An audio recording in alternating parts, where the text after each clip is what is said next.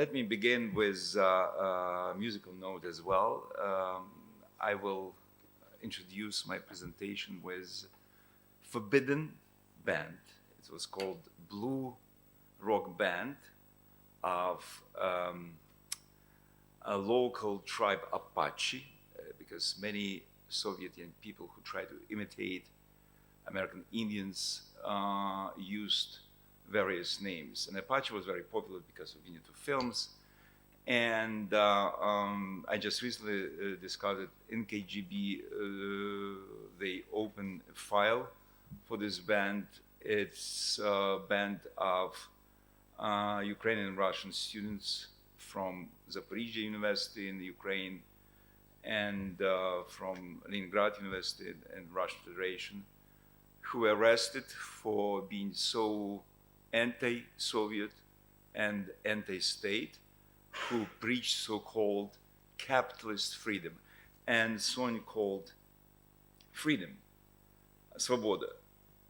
Let's see.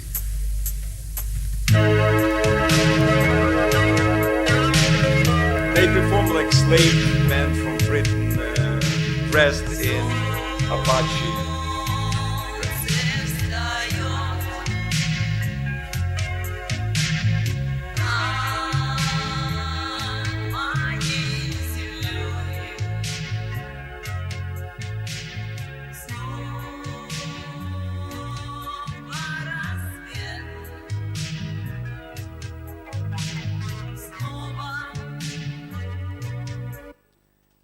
And this is a song about freedom.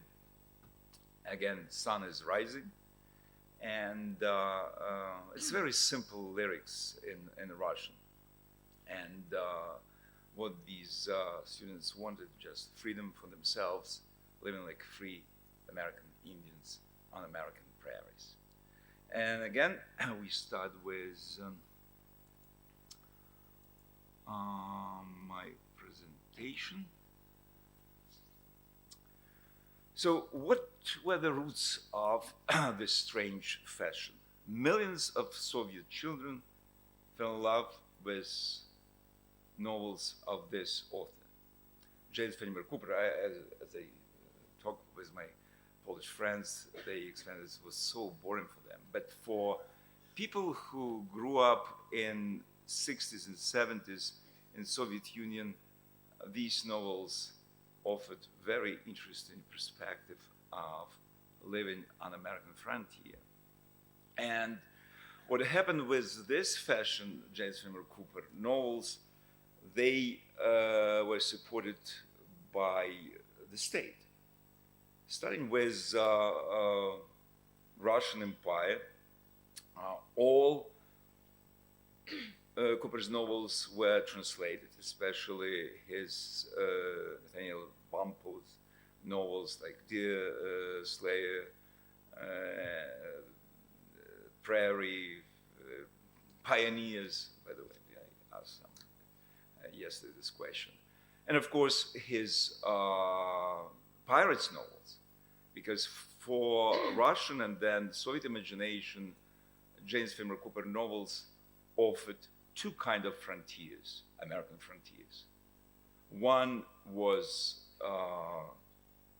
continental frontier, moving frontier in eternal meaning of this word. Another was ocean frontier.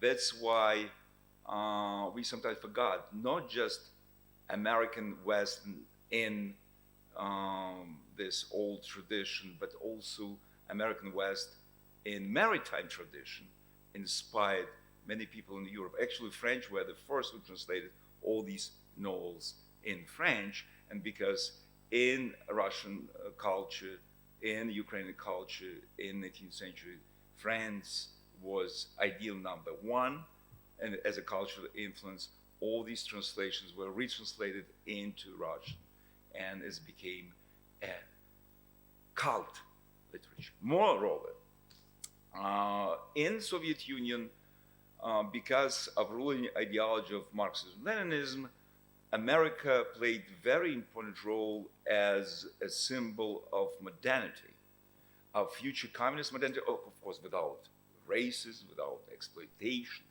but technological and cultural modernity was very important. That's why all these novels were prescribed by teachers in middle schools. For example, I still remember when a kid, 9 years old kid, I had this list of so-called foreign literature, and James Fenimore Cooper was number one on this list. Another number two, but still very popular, was this literature written by Irish writer Thomas Mayne Reid, who became a freedom fighter. And again, for ideology of Marxism ruling in Soviet Union, it was very important to support all those people who were fighting for freedom. By the way, it was paradox. Russia, which invaded and parted Poland under Bolshevik regime, still tried to play with this idea of supporting independence movements. Of course, some limits, but Tadeusz Kościuszko for us was a symbol of actual freedom.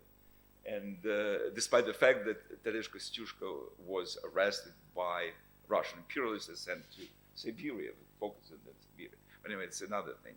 But Ireland and the Irish movement was supported, and Thomas Mayne Reid was representative of this freedom-fighting Irish Republic, who lived in the United States and who wrote wonderful books. Actually, when my son was growing up in post-Soviet Ukraine, he began reading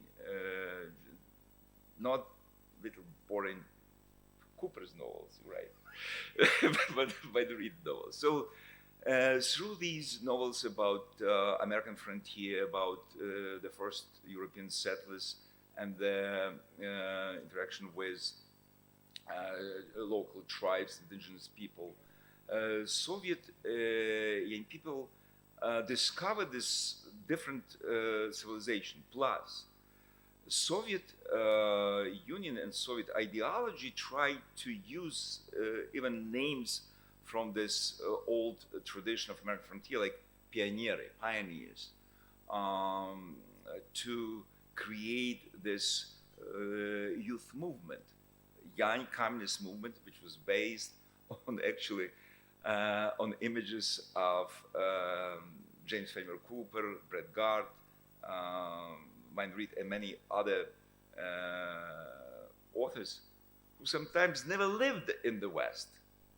Probably many people sitting in this audience know that James Fenimore Cooper lived in France in those days, but he published all his famous hits about American frontier, including My Favorite Prairie. Another influence, so you need to understand that the first influence was official influence. Soviet ideology supported all these concepts of American frontier, American civilization as a model, starting with Lenin, Stalin works, and we sometimes forgot that even Soviet industrialization came from Gary, Indiana, from people, especially under Putin, now try to suppress this idea that entire image of Soviet modernity came from the United States, from Gary, Indiana, that thousands of American engineers came to the Soviet Union to help for money, of course, to build a new industrial base, that our Ukrainian famous hydroelectric station, Zaporizhzhia, was based by Americans, Americans' intellect, American ideas, concepts were used and introduced in the Soviet Union, including the fact that without American help, without Lend-Lease, probably the Soviet Union never would win the war, World War II. It's also forbidden to mention under Putin's regime. We call this regime in Ukraine fascist Putin regime. Sorry for my language. Another very important figure which influenced this fascination with Indian culture and Indian anthropology was this Russian-Ukrainian historian, Maxim Kovalevsky, who grew up in Kharkiv, in eastern Ukraine, who tried to introduce this idea of colonization. Actually, many of us know about Turner theory, but we forgot about East European concepts of colonization and moving frontier. And Kovalevsky did this, well, at least 5 or 6 years before Turner thesis of moving frontier.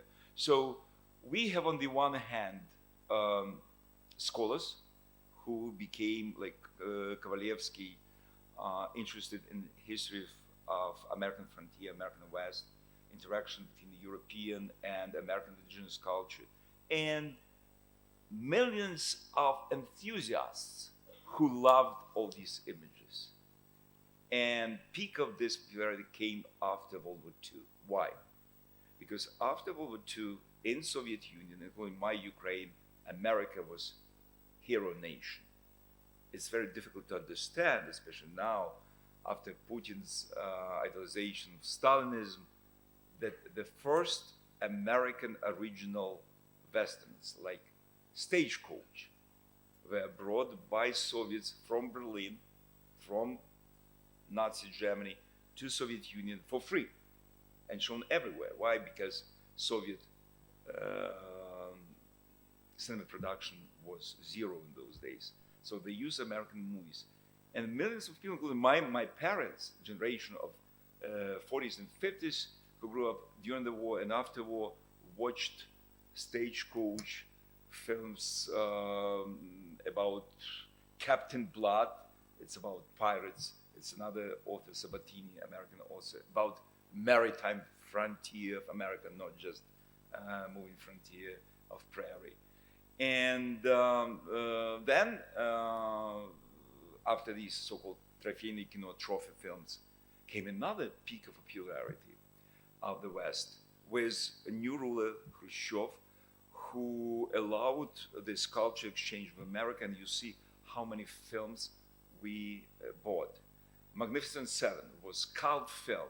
Millions of people in Soviet Union fell in love with this beautiful film and became obsessed with idea of American Western. And then in the 70s, my generation came, of course, McKenna's Gold. I still consider it's my favorite Western, with these two beautiful characters, McKenna's sheriff and his antagonist, bandit. And My Darling Clementine was shown very late. We discussed this Warp's brothers yesterday, and influence of American films, westerns. And it's interesting that in Soviet consumption of American Western culture, we had no this actual chronology. Many of these John Ford's movies came late in the 70s. So at the same time, we had different influence from so-called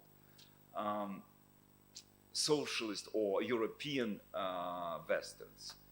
They were more popular because they were so numerous. One of them you see in the bottom of the screen, image of the most famous American Indian on Soviet screen. It's Gojko Mitic from Yugoslavia, who played Chilhachuk, who played Apache. Well, and on the right you see another, the most popular movies series from Western Germany. So Gojko Mitic played in East German Westerns, DEFA Westerns, Indiana film. And as you see on right side, on left side of the screen, you see this picture of Winnetou, great chief of Apache. Marek mentioned this fascination with Winnetou, and Karl May novels. So this was another very important influence for Soviet kids. And then came very different influence from my favorite subject, American hippies. And in 1968, KGB was shocked that so many imitators of hippies in Kiev, in Soviet Ukraine, in my close town, Dnipro, where I grew up, imitated these neo-Nazi, fascist, American anarchist young people who try to bring American Indian life in our peaceful Soviet Union. First arrests came. These hippies tried to promote American Indian life. They were arrested, harassed. They were fired from Komsomol organization. And then came another means of control for these people. Came from Soviet academia, from Soviet scholars. You see picture of the founding father of Institute of the United States and Canada in Moscow, Arbatov, who was related to KGB. KGB established control of its studies of America from the early beginning. He has a nickname, a special name in KGB file, Vasily, Basil. So this guy tried to control Indian studies because many young people and enthusiasts of the hippie movement tried to connect hippie youth culture to this imitation of Indian style. And he and his institute tried to publish series of monographs about American Indian, how dangerous to imitate all these anarchist, anti-state trends in Indian culture. And then in Moscow, we have another two representatives of this American studies fields who try to control this movement of imitators.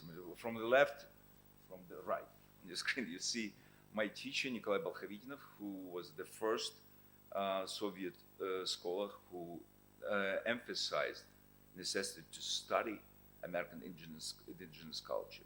Actually, I wrote my first dissertation about colonial New York under his mentorship. And on the right, we have another guy who also emphasized the necessity of American studies on the left. Yes, it's Nikolai Silachov, who was also KGB officer. Bolkhovinov had problems with KGB relations, but from the beginning, this American studies of American Indians were controlled by KGB. You see another two people who led this control, one on the right side from Leningrad. Remember his name, Fursenko? Because later on I will show you two advisors of Putin who were his sons. And on the left, it's Ukrainian KGB man, Shlipakov, who controlled the studies of American Indians in my Ukraine. And now came a legend. Remember this name, Yulia Averkieva, the first and only one American scholar who had PhD from Columbia under Stalin. Under Stalin, we had few people who went to the United States. She obtained this degree from Columbia, and she brought this knowledge of prairie Indians and Indians of Florida who were resettled in Indiana, to my state, known as Muncie, by the way, name of my town, it's Muncie, and Seminoles, and Miami. We forgot Miami Beach, but now Miami finished their life in Indiana, dying from this. So Averkieva wrote studies about these Indians, including Indians of Alaska and northern part of America. But she was arrested by KGB because of her Columbia degree, But when she was released, she still continued studies of Indians and American Indians, and created entire school of this. And another influence. Remember, I played Blue Rock Band. Blue Rock Band was inspired by this event. How many of your students remember so-called Wounded Knee incident? Raise your hands. Ay. And you study American Indians. It's one of the most important rebellion.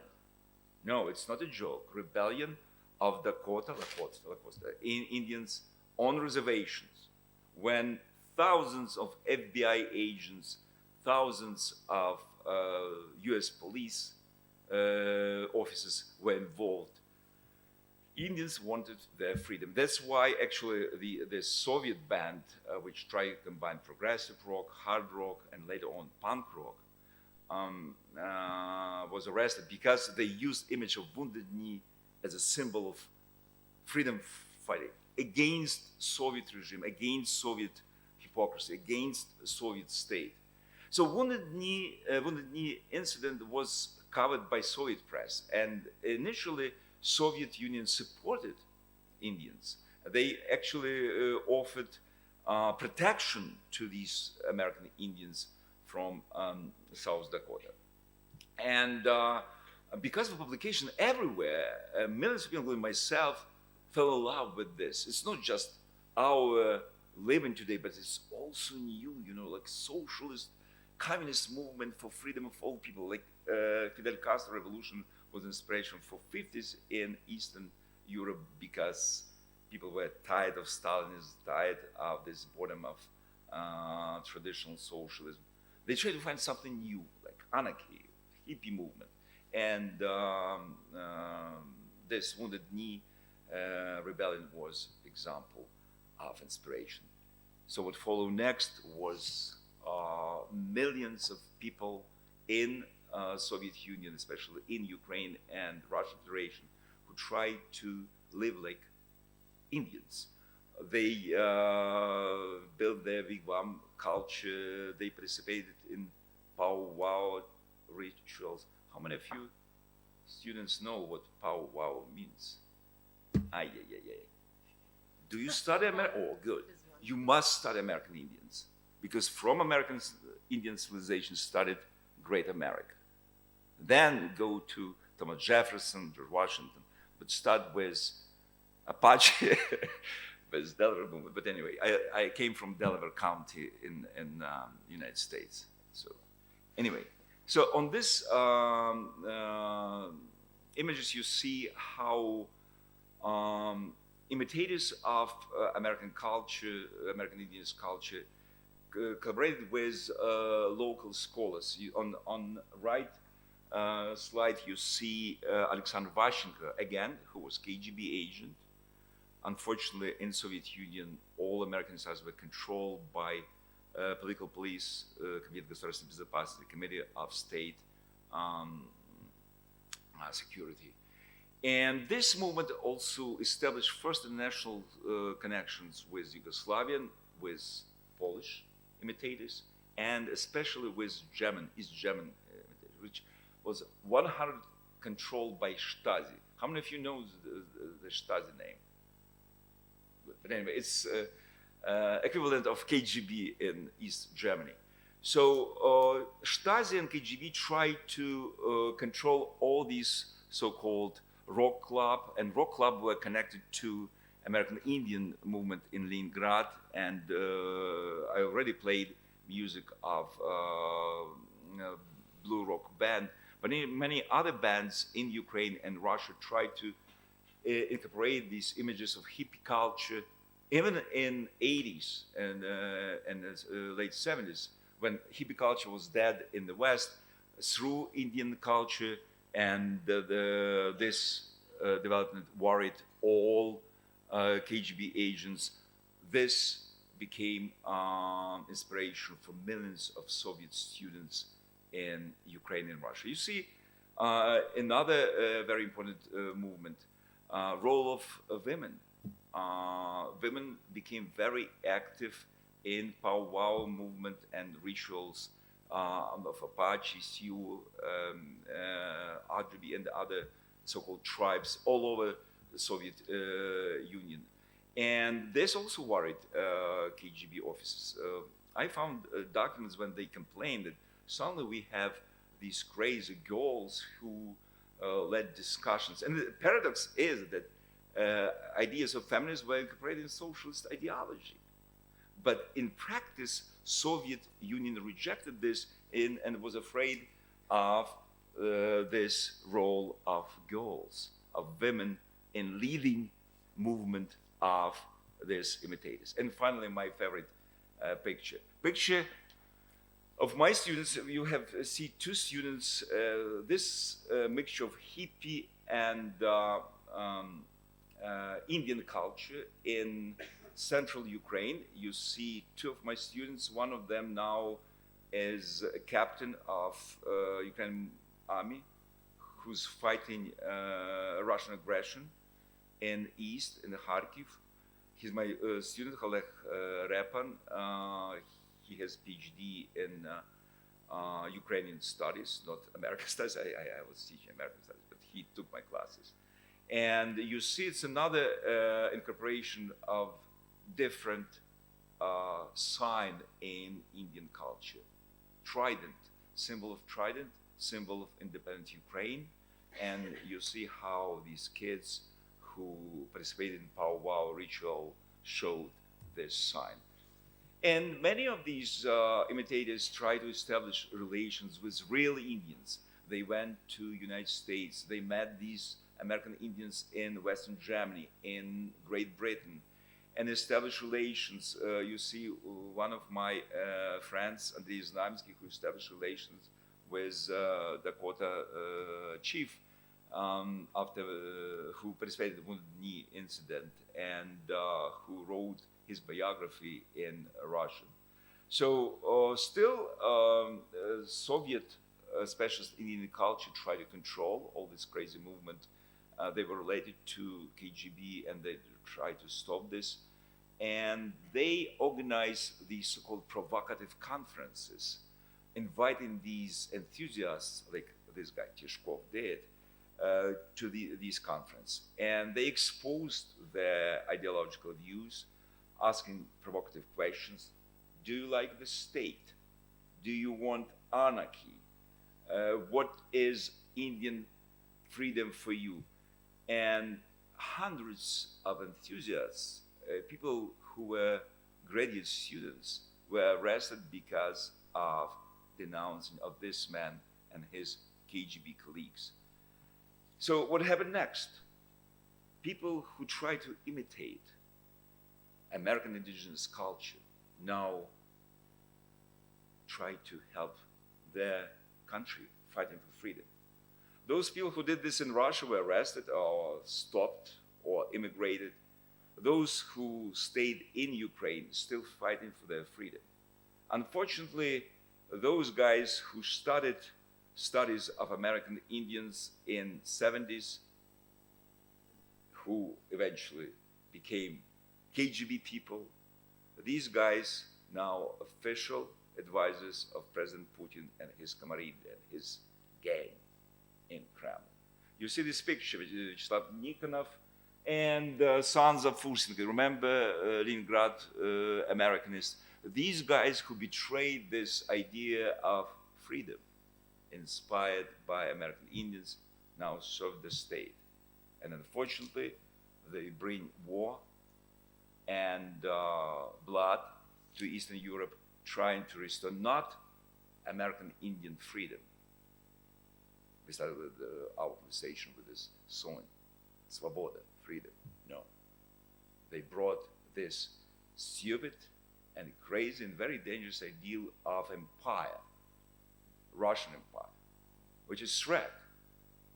And I respect my Polish colleagues. I was shocked that they never mentioned this, because this rise of Russian imperial aspiration and this attack on my Ukraine is attack on entire civilized world, which was inspired by American Indian freedom.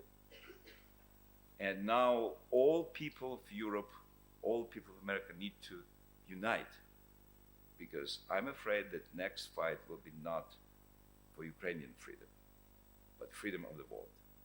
Glory to American Indians. Thank you very much.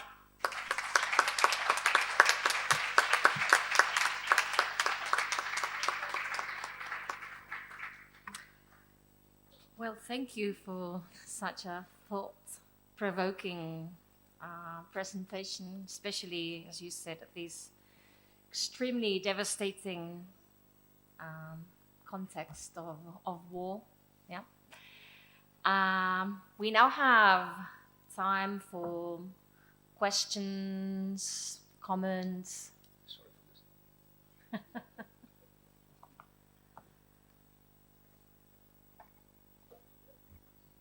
Hi, hello, good morning. First of all, thank you for your panels today. They were wonderful. My question is for Sergei, and it may sound a little bit unimportant or silly after your remarks, your final remarks, but in the slide of the Soviet imitations of American hippies, there's this image that I believe it's crocodile or crocodile, I don't know how to pronounce it. Was it a magazine, a poster for something? Yeah, it's in official in an official criticism of hippie. Yeah, they use this image of unruly, this crazy, dirty creatures, and in this issue of Crocodile, it's humorous journal. They publish material that these crazy students in Moscow, Kharkiv, I forgot, try to imitate American Indians, but they now dressed in very expensive American jeans. And jeans were very expensive those days. Not just having this Apache or naked body, but anyway. Thank you. Yeah, it's true. It's humorous.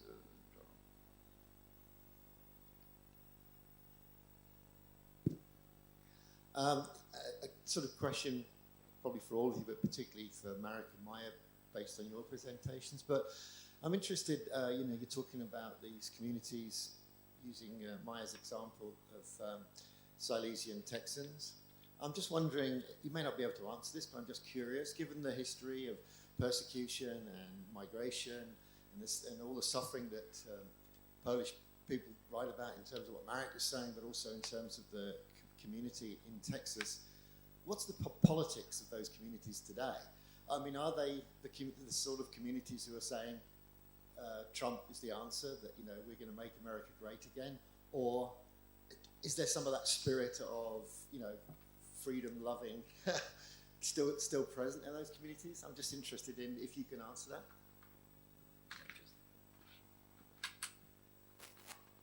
Thank you, Neil. Yeah, now that you've mentioned it, I didn't include it in my presentation, but I encountered this picture from Panna Maria with, well, not Trump himself, but definitely with many of his followers, and so in general, Polonia's views. Polonia, as this Polish diaspora in the world, especially in America, is so right wing. Absolutely, yeah. So pro-Trump. Yeah, Trump, of course, yeah. Kashmar.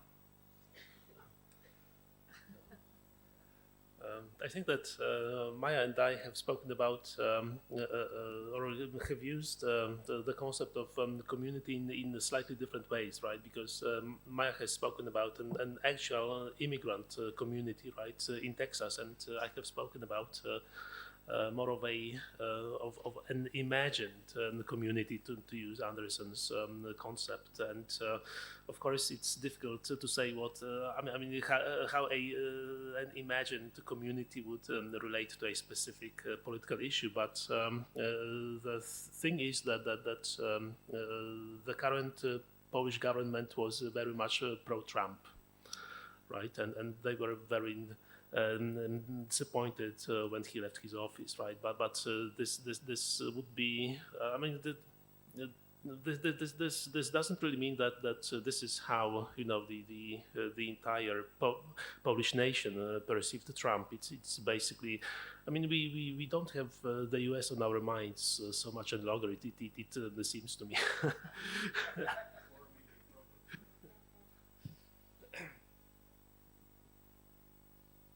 I wanted to ask a question to Professor Zhuk. Maybe it's a little bit off topic, but now that you spoke about Russia and the political situation, I wonder what the influence of bands such as Pussy Riot have into, because we know a lot about it outside Russia, but what's the real impact within, like socially, and how much it works against the government? I'm talking pre-invasion, right? Yeah. You know what I mean?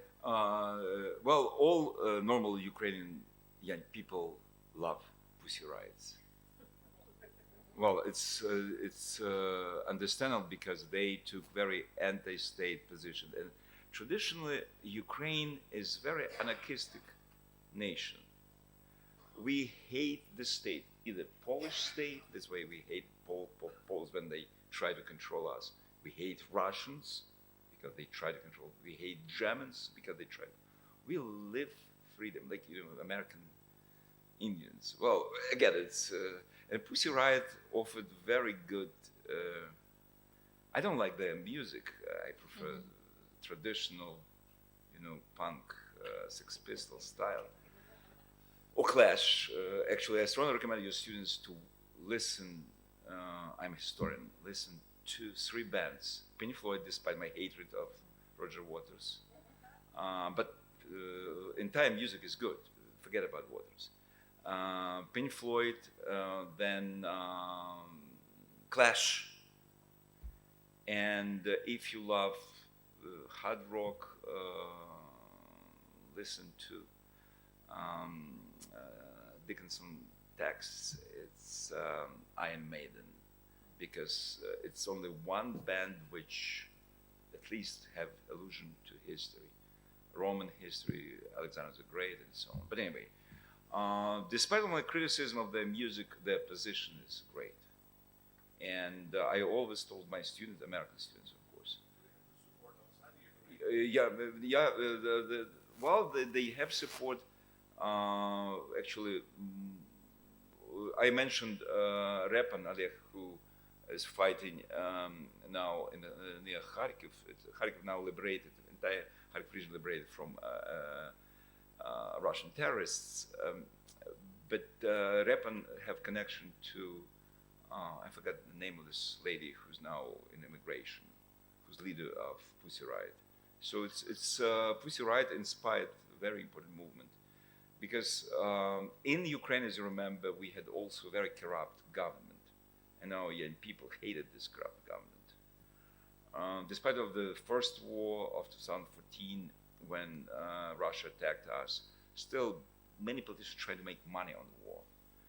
And young people like Oleg Repan, you saw him as this trident symbol. They had ideas, or at least cultural practices of Pussy Riot for their own resistance to Poroshenko. Poroshenko made a lot of mistakes. That's why a new president came. I didn't like him. Now I respect him, of course, because he's symbol of our freedom. And Zelensky, and he had no connection to any corrupt oligarchs now, like Poroshenko had. But you're right. Now we inspired by this punk anarchist ideal of freedom, and with state control, American assistance, we defeat Russian terrorists and imperialists. I hope, and with your support. So, but you're right, we had influence. I did not especially love their music. Again, it's my choice. I'm still very, outdated. I'm still listening to Beatles and Mozart and Bach and Deep Purple. But I understand that young people respect Pussy Riot. And plus, you need to understand that Pussy Riot ideal of gender freedom was very important for, you remember, powwow rituals. They were led by women, by these girls. KGB hated these girls because they were independent. You know, this patriarchal model was KGB model, anti-women model. So, but anyway. And Pussy Riot is girls' band, by the way. Again, Clash is better, but anyway. There's one last question there. Hello. This is a question for Maya.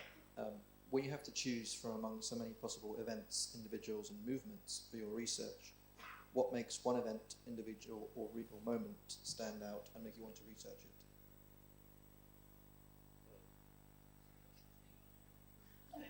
That's for me, right? Could you please repeat the question? When you have to choose from among so many possible events, individuals, and movements for your research, what makes one event, individual, or movement stand out and make you want to research it? Wow, that's a tough one, I have to say. Nico, what's your name? Yeah, Nico always has tough questions. Okay. And you have the answer, okay, because we need to finish off, so.